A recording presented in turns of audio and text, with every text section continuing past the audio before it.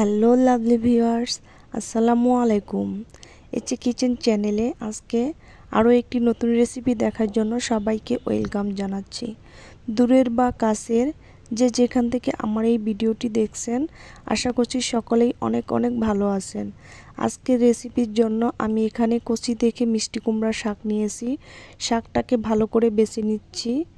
এই তো শাকটা বাছা হয়ে গেছে, এখন ভালো করে ধুয়ে তারপর রান্নায় ফিরে আসছি। প্রথমে চুলায় একটি প্যান বসিয়ে নিয়েছি। প্যানটা গরম হয়ে গেছে, এখন এর মধ্যে তেল দিয়ে দিচ্ছি।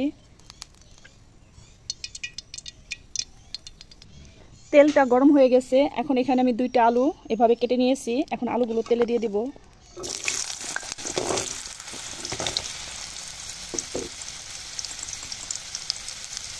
সামান্য লবণ দিয়ে দিচ্ছি আর সামান্য হলুদের গুঁড়ো দিয়ে দিচ্ছি।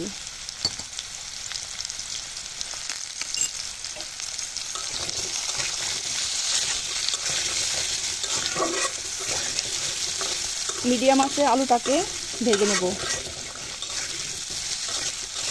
আলুটাকে এভাবে লাল লাল করে ভেজে নিলাম। এখন আলুটা তুলে নেব।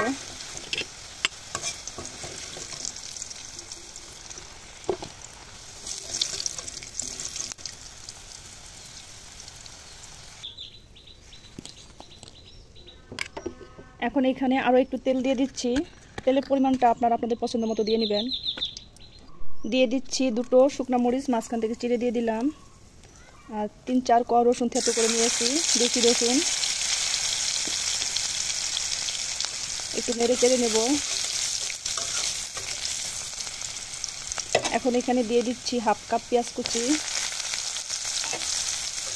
পেঁয়াজটাকে হালকা ব্রাউন কালার করে ভেজে নেব।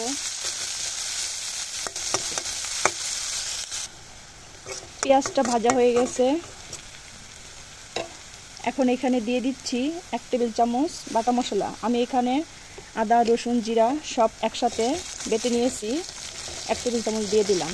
এখন আদা রসুনটাকে কিছুক্ষণ ভেজে নেব। আপনারা চাইলে আদা রসুন ছাড়াই রান্না করতে পারবেন, আদা রসুন বাটা ছাড়াও কিন্তু খেতে দারুণ হয়।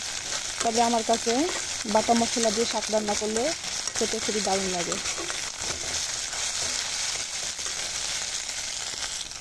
আর দিয়ে দিচ্ছি কাঁচামরিচ বাটা। আমি এখানে কাঁচামরিচ মানে না ভেজেই বেটে নিয়েছি। এখন ভালো করে নেড়ে চেড়ে নেব।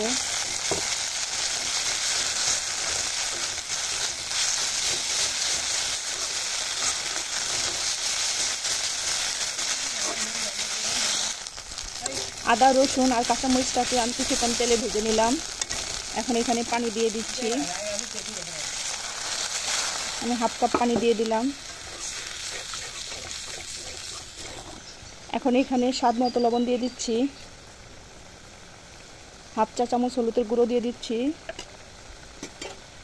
এখন ভালো করে নেড়ে চেড়ে নেব। আমি এখানে শুধু কাঁচামরিচ দিয়ে রান্না করতেছি, আপনারা চাইলে এখানে একটু শুকনো মরিচের গুঁড়াও দিতে পারেন, তবে ঝালটা আপনারা আপনাদের পছন্দ মতো দিয়ে দিবেন।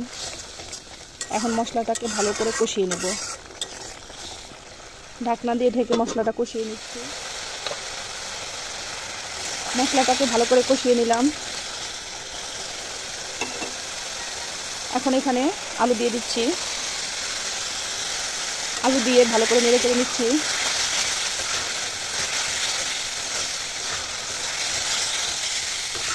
এখন এখানে শাক দিয়ে দেব।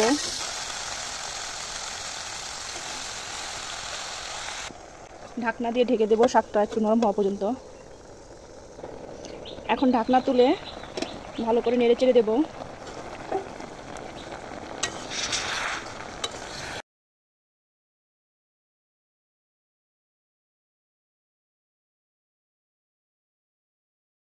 এখন আবারও ঢাকনা দিয়ে ঢেকে কিছুক্ষণ কষিয়ে নেব। এখন আবারও নেড়ে চেড়ে দেব।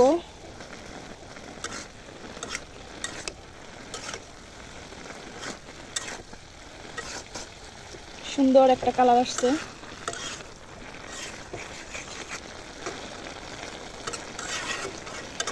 এখন আবারও একটু কষিয়ে নিচ্ছি।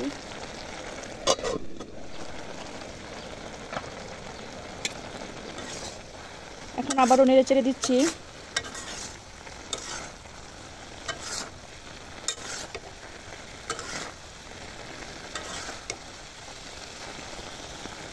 এই তো শাকটাকে আমি ভালো করে কষিয়ে নিলাম কিছুক্ষণ।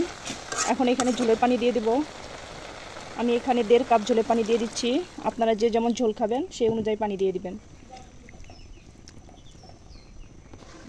আরও একটু পানি দিয়ে দিচ্ছি। আমি মোট এখানে 2 কাপ পানি দিয়ে দিলাম। এখন ভালো করে নেড়ে চেড়ে নেব।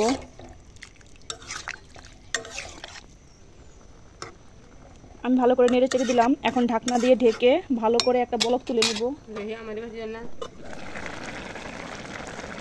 এই তো তরকারিটা বলক চলে আসছে। এখন এখানে আমি আগের থেকে ভেজে রাখা মাছ দিয়ে দিচ্ছি। আমি এখানে রুই মাছ দিয়ে দিচ্ছি।